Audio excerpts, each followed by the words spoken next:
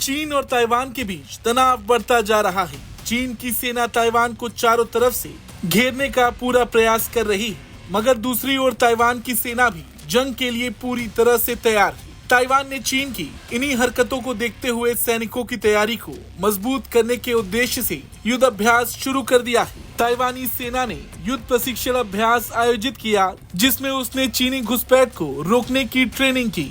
ये अभ्यास उत्तरी ताइवान के सिंचू काउंटी में हुकोउ बेस पर हुआ, जो ताइवानी सेना की 6 कॉर्प्स के 542वें आर्मर ब्रिगेड का घर है, जो द्वीप के उत्तरी क्षेत्र की रक्षा के लिए जिम्मेदार है। सिमुलेशन के दौरान, जो स्थानीय और अंतर्राष्ट्रीय मीडिया के लिए खुला था और लगभग 15 मिनट तक चला, विभिन्न प्रकार के वायु और भूमि वाहन ने भाग लिया, जिसमें एक अपाचे हेलीकॉप्टर, 2 ब्लैक हॉक, साथ ही CM-11 टैंक और कई हथियार शामिल थे।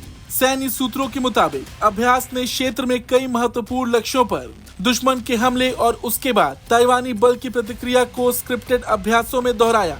युद्ध अभ्यास में विभिन्न युद्ध परिदृश्यों का परीक्षण किया गया, जैसे दुश्मन की स्थिति निर्धारित करने के लिए ड्रोन का उपयोग, उनकी सुविधाओं को नष्ट करने के लिए हमलावर हेलीकॉप्टर और मोर्टार का उपयोग, और पैदल सेना प्लाटून और विशेष बलों के साथ टैंक और बख्तरबंद वाहन की ट्रेनिंग।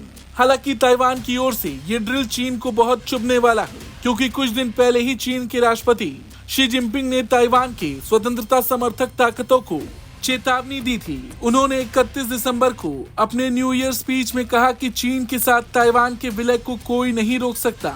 चीन ने पिछले 1 साल के दौरान अपनी सीमाओं के करीब युद्धपोत भेजकर और लगभग हर दिन हवाई क्षेत्र का उल्लंघन करके ताइवान पर सैन्य दबाव बढ़ा दिया है। ताइवान के अधिकारियों ने इसे द्वीप पर अपनी सैन्य उपस्थिति को सामान्य करने के चीन का प्रयास बताया है। लोकतांत्रिक रूप से शासित ताइवान को चीन अपना क्षेत्र मानता है, जबकि ताइवान ने बीजिंग के ऐसे दावों को सख्ती से खारिज करते हुए कहा है कि केवल ताइवान के लोग ही उसका भविष्य तय कर सकते हैं और बीजिंग को इस फैसले का सम्मान करना चाहिए।